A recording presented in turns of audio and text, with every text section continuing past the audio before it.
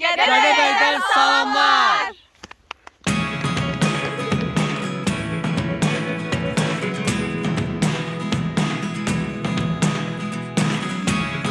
Never really know what's going on.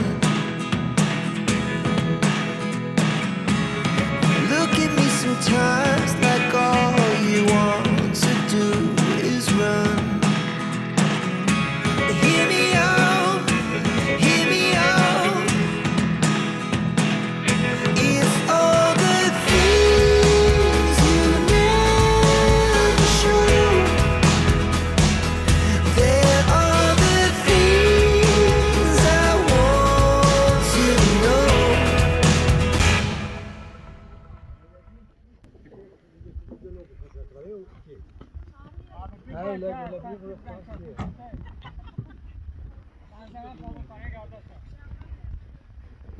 Salam. Bugün Gədəbəyin gəzməli görməli yerlərini birlikdə gəzəcəyik. Bunun üçün ilk öncə yollanırıq Alman yadigarı körpüləri görməyə.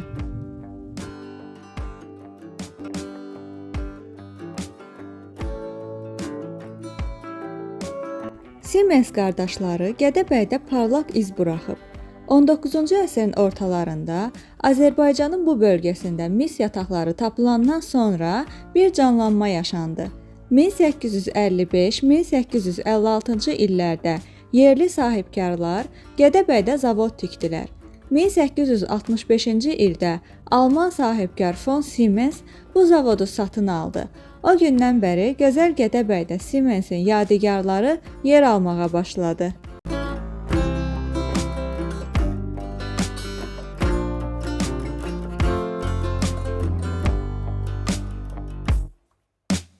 Adi yolların əlverişsizliyini görən Siemens şirkəti 1879-cu ildə Cənubi Qafqazda ilk dəfə uzunluğu 28 kilometr olan və Gədəbəyi Qalakəndlə birləşdirən dəmir yolu çəkməyə başlayır.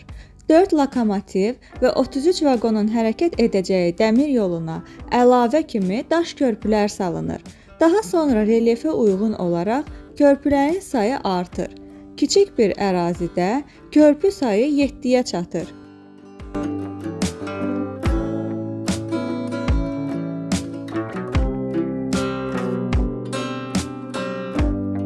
Bu körpülərdən ən məşhur olanını yerli sakinlər Qanlı körpü adlandırıblar ki, onun da faciəli tarixçəsi var. Belə ki, mədəndə işləyən fəhlələri işdən evə daşıyan vaqon körpünün üstündən keçərkən körpü aşıb. Nəticədə vaqonda olan fəhlələrin hamısı həlak olub. O gündən sonra el arasında bu körpüyə Qanlı körpü adı verilib.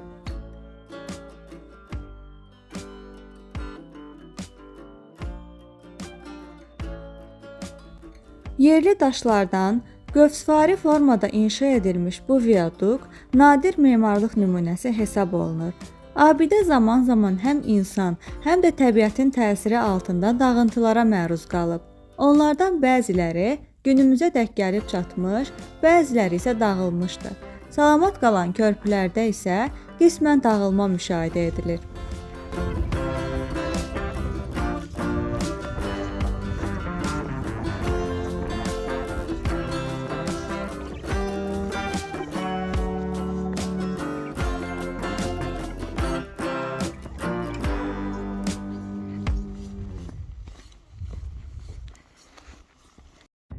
Yolun davamını yürüş edərək salamat qalan körpüləri aşmağa çalışacağıq.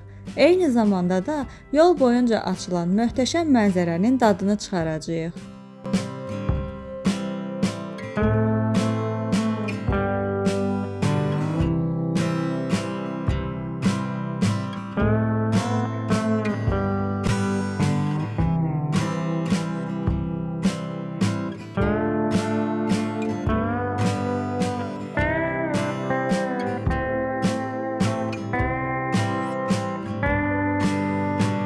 Ümumiyyətlə Gədəbəy rayonu Azərbaycanın ən qədim insan yaşayış məskənlərindən biridir.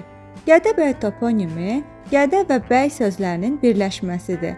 Gədəbəy ərazisində qədim türk tayfaları yaşayıb. Kət və bəy sözlərindən yaranan coğrafi adlar Orta Asiya türk dövlətlərində də var. Qədim türkçədə kət sözünün əks tapdığı həmin yerlərdə əhalini düşmənlərin qəfil basqınlarından xəbərdar etmək məqsədi ilə bir çox qaravulxana, keşikçi, gözəkçi məntəqələri mövcud olub. Gədəbəy adı ilə bağlı onlarla rəvayət mövcuddur. Alban tarixçisi Mixi Tırqoş Albaniya xronikası əsərində Gədəbəy əyalətinin adını Getabəy kimi işlədib. Ehtimal edirlər ki, Getabəy sözü sonradan deformasiyaya uğrayaraq Gədəbəyə çevrilib. Qədim türkçə böyük, qüdrətli adam mənasında işlədilib. Coğrafi relyefinə görə bura qədimdə döyüşkən türk tayfalarının yerləşdiyi ərazi olub. Gədəbəy sözü də buna müvafiq olaraq bədii ədəbiyyatda müraciət olunan şəxs, igid oğlan mənalarını verir. Gədəbəy toponimi qədim türkçə gədə, yəni keşikçi və bəg təpə sözlərindən ibarətdir və gözəkçi təpəsi deməkdir. Bu ehtimal həqiqətə daha yaxındır. Başqa bir ehtimala görə isə Dədəbəy sözü deformasiyaya uğrayaraq Gədəbəy olub. Orta əsrlərdə bu torpaqların bir hissəsi Atabəy, Şəkərbəy və Gədəbəy ata və oğullar arasında bölüşdürülüb. Gədəbəy Atabəyin oğlu olub. Ərazidə indi də Atabəy və Şəkərbəy adlı kəndlər var.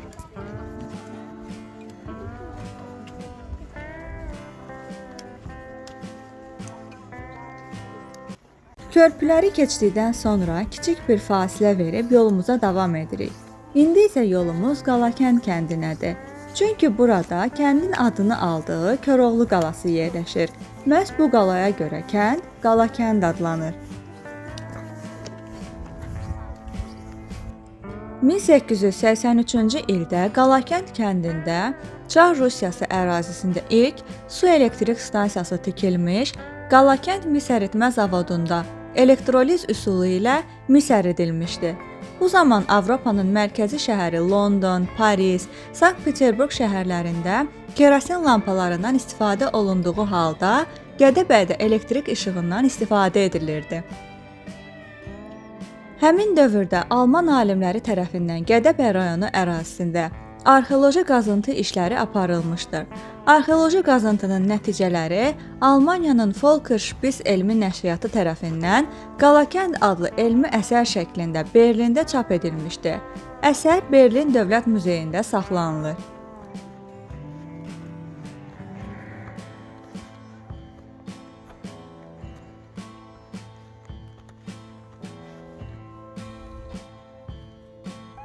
Koroğlu qalası sıldırım qayalığın zirvəsində yerləşir. Azərbaycanın xalq qəhrəmanı Koroğlunun adı ilə bağlı qalalara Respublikamızın Şəmkir, Gədəbəy, Tovuz və sair rayonlarının ərazilərində rast gəlmək olar. Əsasən 17-ci əsrdə inşa edilmiş Koroğlu qalalarının ümumi cəhəti onların hərbi strateji baxımından uca, əlçatmaz yerlərdə tikilməsidir. Koroğlu qalaları özünə məxsus memarlıq xüsusiyyətlərinə də malikdir. Qala yüksək dağlıq ərazidə yerləşir. Qalanın Koroğlunun Azərbaycandakı əsas sığınacaqlarından olduğu güman olunur. Dağın dibindən qalaya qədər 740 metr yol salınıb. Dağın ətəyi boyunca salınmış yol teraslardan və pilləkənlərdən ibarətdir. Bu məqsədlə qala yolunda 438 pilləkən, həmçinin təhlükəsizliyi təmin etmək üçün sürahi kəndirlər quraşdırılıb.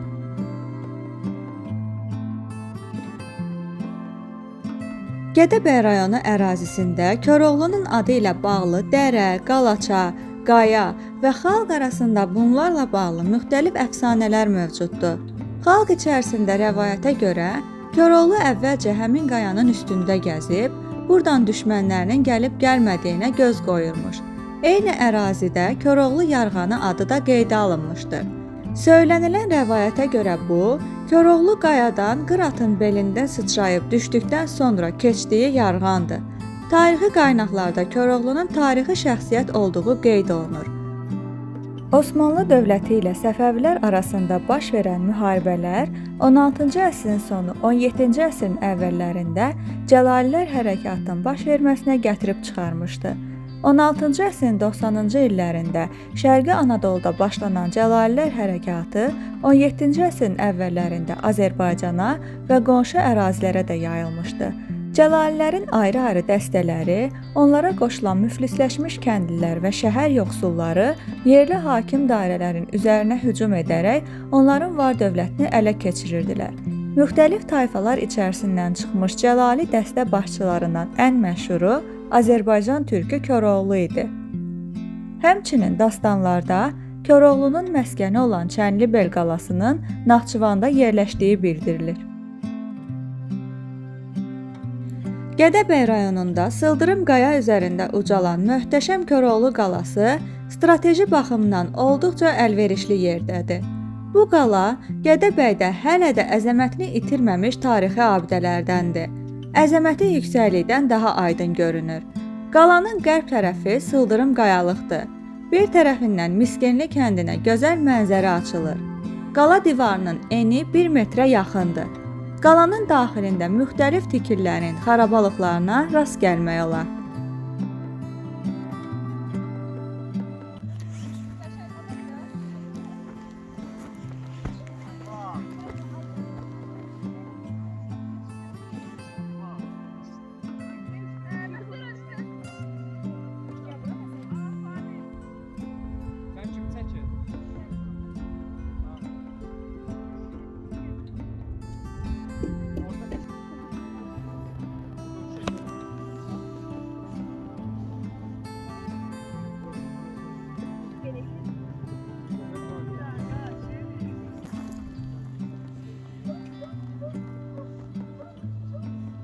Müdafiə məqsədi ilə inşa olunan Koroğlu qalasının yeraltı gizli yolu və gizli su xətti də aşkar edilmişdi.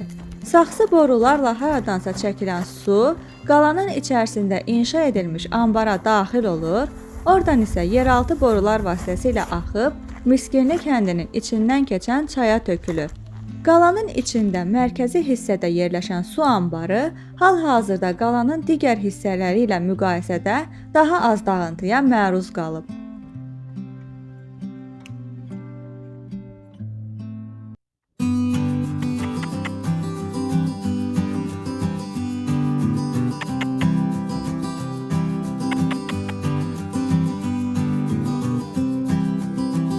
Və beləliklə günü Gədəbəy mətbəxinə aid kartoflu xəngəli dadmaqla başa vururuq.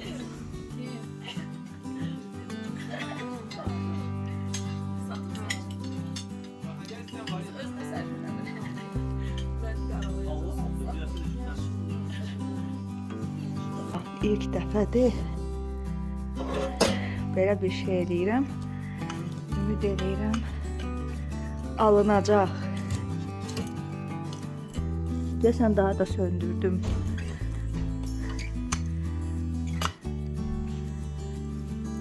Söndü bu.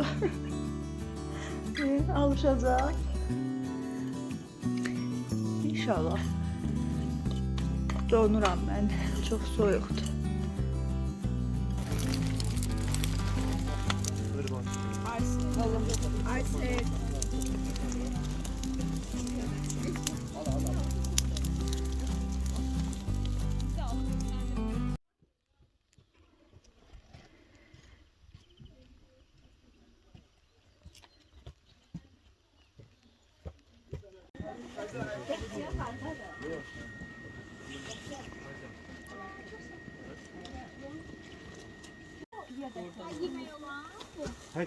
Uşaqlar. Marşrutımız yola düşür, klientler anlaşılır. Bakı, Moskva. İkinci günümüzdə Poladlı Bəng bir başqa adı Həmşivəng olan məbədi görmək üçün yollanırıq Böyük Qaramuradlı kəndinə.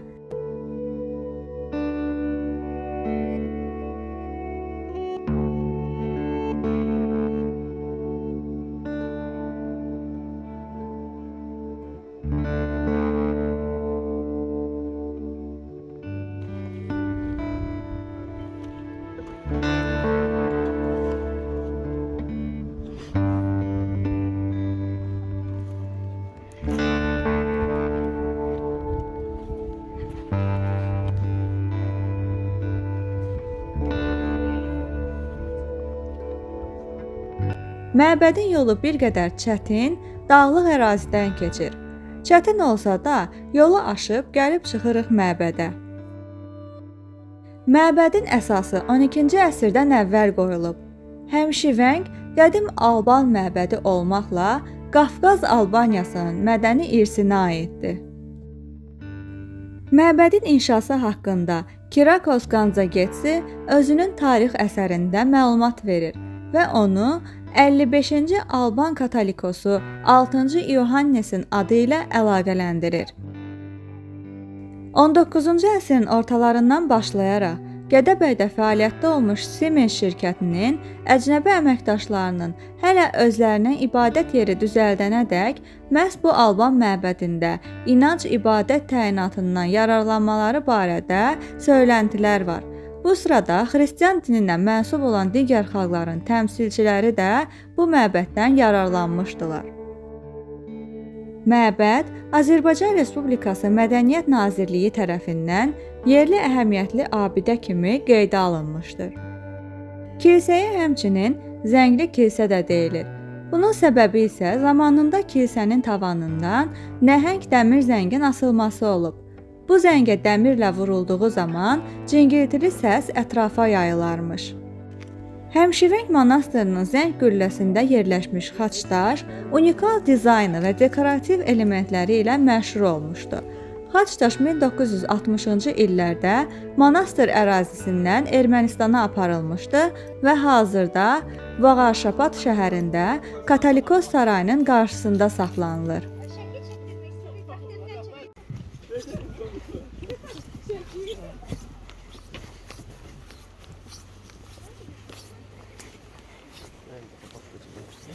Və son olaraq yolumuzu donmuş Şırşır şəlaləsindən salırıq. Gədəbəyin mərkəzinə yaxın ərazidə İnəkboğan çay boyunca uzanan Keçi dərəsi yerləşir. Burada Haçaqaya dağının ətəyində Şırşır şəlaləsi vardır. Bu şəlaləyə avtomobil yolu yoxdur. Müəyyən məsafəni piyada getməli olacağıq. Qışda şəlalənin özü və ona gedən yol buz bağladığından ehtiyatlı olmaq lazımdır.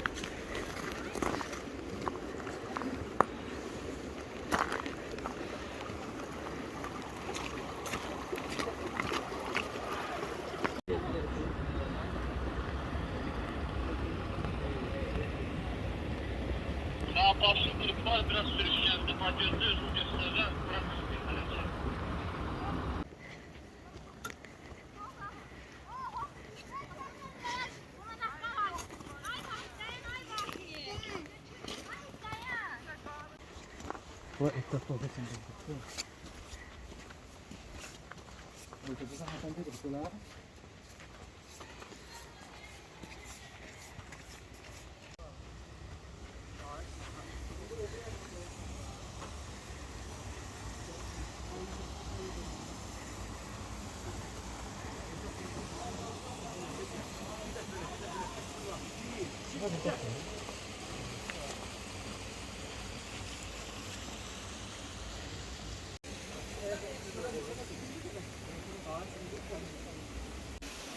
Şəlalə 10-12 metr yüksəklikdən axıb gəlir. Düzyur çayının yaratdığı bu təbiət incisinin donmuş halını mütləq görmək lazımdır.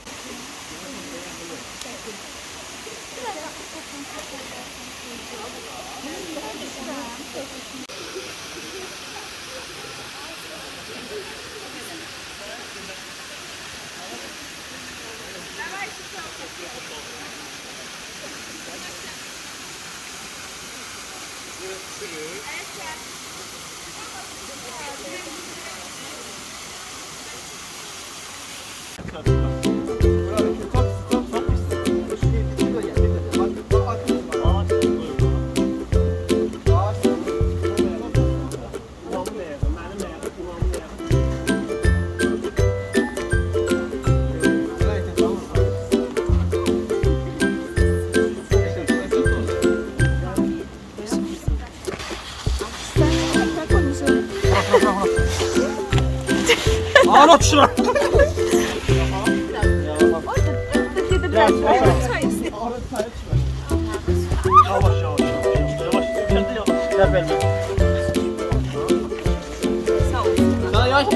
Bu dəfə birlikdə tarixi və təbiəti ilə zəngin Gədəbəyi gəzdik. Gələn səfərlərdə görüşənədək hələlik.